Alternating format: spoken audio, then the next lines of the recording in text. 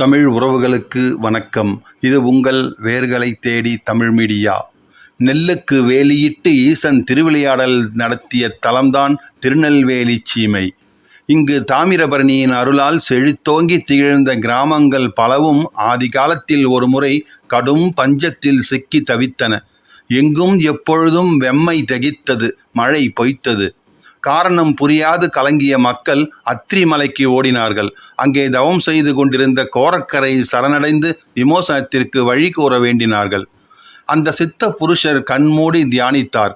ஞான திருஷ்டியில் ஒரு உண்மையை கண்டறிந்தார். இது எல்லாமே தட்சனின் யாகத்தினால் வந்த வினை என்பது அவருக்கு புரிந்தது.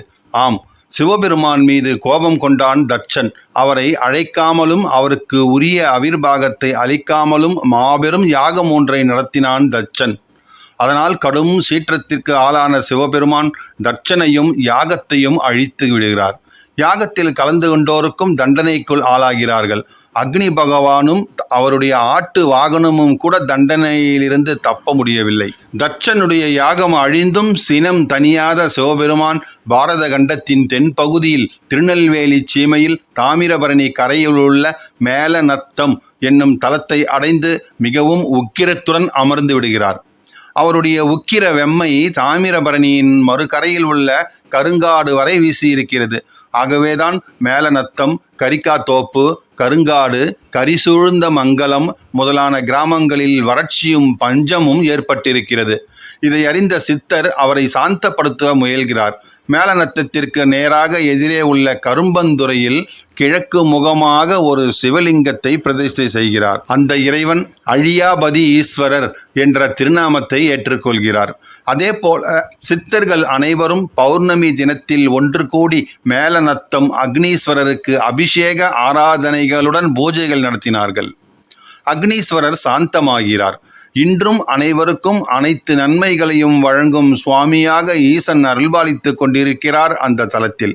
மேலும் அக்னி தேவன் இங்கு வந்து வழிபட்டு விமோசனம் பெற்றதாக ஸ்தல புராணம் கூறுகிறது.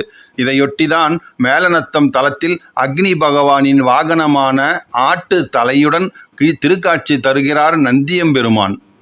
இங்கனம் சிவபெருமானின் உக்கிரத்தை தணிக்கும் வகையிலான முயற்சியில் இறங்கிய சித்தர்களும் முனிவர்களும் அந்த கருங்காடு கிராமத்திலும் ஒரு சிவலிங்கத்தை பிரதிஷ்டை செய்தார்கள். வெம்மையை பரவவிடாமல் தடுக்கும் வேண்டுதலோடு எழுந்தருளச் செய்யப்பட்ட அந்த சுவாமி பரவா எல்லை நாதர் என்ற திருநாமத்தை ஏற்றுக்கொள்கிறார். இன்றளவும் இத்தலத்து ஈசன் வெம்மை, வறட்சியை மட்டுமல்லாமல் பெருந்தொற்று போன்ற கொடும் பிணிகளும் அதிகம் பரவாமல் அருள் செய்து வருகிறார் என்ற நம்பிக்கையுடன் கூறுகிறார்கள் அப்பகுதி பக்தர்கள். இந்த கோவிலில் லிங்க திருவுருவில் கோரக்கருக்கும் ஒரு தனி சன்னதி அமைந்திருக்கிறது. அவரை வணங்கி வழிபட்டால் சகல இன்னல்களிலிருந்தும் நம்மை கோரக்கர் பாதுகாப்பார் என்று சொல்லப்படுகிறது. தாமிரபரணியின் நீர்ப்போக்கு இந்த ஊர் எல்லையில் சிறப்புடன் அமைந்திருக்கிறது.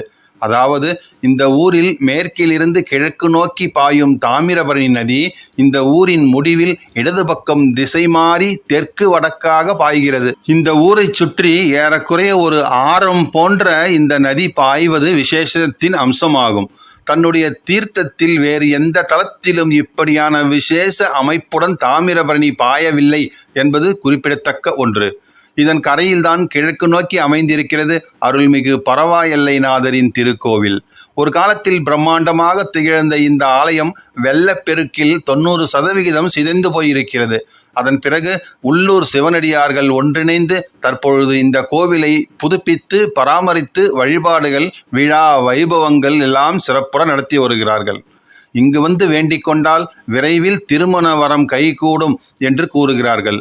காசிக்கு நிகரான தலம் இது என்று போற்றும் அன்பர்கள் இவ்வூர் இறைவனை காசி விஸ்வநாதர் என்றும் அம்பாளை விசாலாட்சி என்றும் அழைத்து வழிபடுகிறார்கள். வறுமையில் வாடும் அன்பர்கள் இந்த தலத்திற்கு வந்து ஈசனை வழிபட்டால் விரைவில் வறுமை நீங்கும், இல்லத்தில் செல்வம் செழிக்கும்.